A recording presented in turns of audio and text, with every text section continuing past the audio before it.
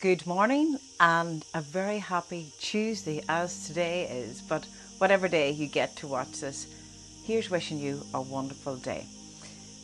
I always speak about gratitude. I love gratitude. It becomes part of our life, gratitude.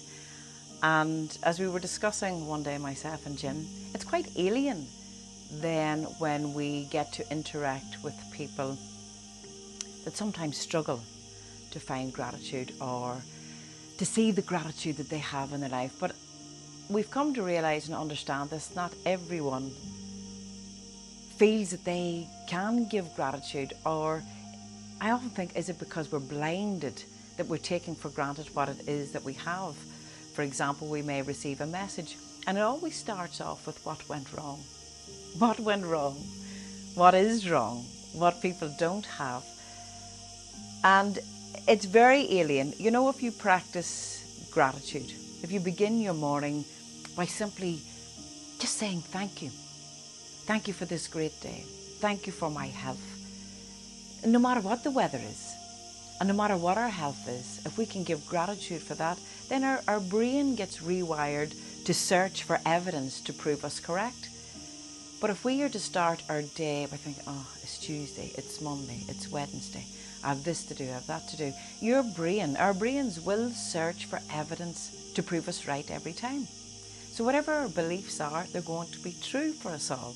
So if you believe today is going to be a very miserable day, by the words that we speak, your brain will search for evidence to prove you correct, and you will be right. Today will be a miserable day. But if we can train our brain this morning just to say thank you.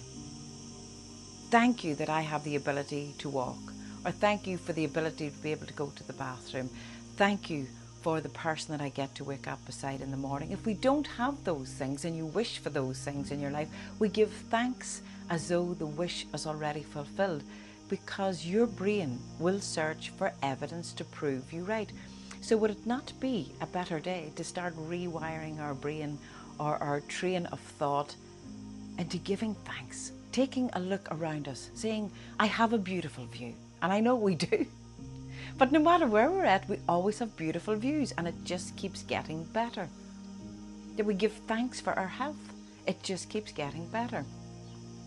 That we give thanks for the money that we have to put fuel in our car, to buy whatever groceries that is required. If we give thanks for those things, it makes you feel different. And your brain will always search for evidence to prove you right. And this is really the truth for all. If we are more focused on what we don't have, what we're missing in life, that we don't have enough money, that we don't get enough good weather, that we don't have the education, that we're in lack. We're in lack. What does it take in order for us to change our perspective? Does it take for someone to drop into poor health for us to really appreciate what we have? Does it take for our car to break down before we said, the car was fine before, I need to stop complaining about this? There's so many things need to happen in our lives for us to wake up and say, let's give thanks, let's be grateful. And there's no harm in wishing and wanting for other experiences in life, because that's what life is here for. It's to be experienced. And if we keep giving thanks as though the wish is fulfilled, and not a desire for it to fulfill us, but to feel that as is. So what would it take today? What would it take this morning for you to say, I am grateful for the job that I have to go to? And if it's not the particular job that you want to spend the rest of your life in, to give thanks for it in the meantime. And ask yourself the question, what would you like to do? And give thanks for that. That's how gratitude works. That's how this universal energy all works. But if we're certainly going to start our day off complaining about technology, the computer, the phone, the brother, the sister, the children, the finances, the bills, your brain is going to search for evidence to prove you right. And you're always going to be right, because your beliefs have formed that way. So let's try and change that, if you want to change that, because life will start showing up differently. And if you're interested, you may have seen posts that I put up at the beginning of this week and last week, I've created a workbook there, and it's based on my first book, A Life You Want. And it takes you through questions for you to sit down and think, what are my beliefs? What have I give gratitude for? To start, perhaps we take responsibility for our lives and start changing things about. And certainly, listen, we're going to get our tests along the way and many things for us to keep learning about ourselves.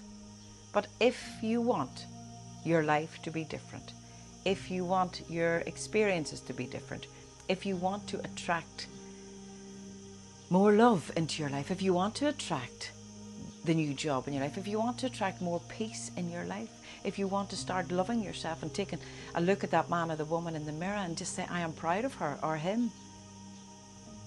If you want those things, well, then you have to admit that to yourself. I want the change, and the change has to start with us first and foremost. And if you don't want to do coaching with someone on a one-to-one, get yourself the workbook. Sit down, take time, make time for yourself. But the key of it all is gratitude. Start your day with gratitude. When you're closing your eyes at night, go through your day, what you have to be grateful for, and even those challenges that may have arisen today. How did I find my way around this? I get choices. I'll either lift the phone and tell everybody what went wrong, or I can face this head on and say, okay, there is another way around this. Gratitude is the key. Gratitude is the key. So what are you grateful for today? Have a fabulous one.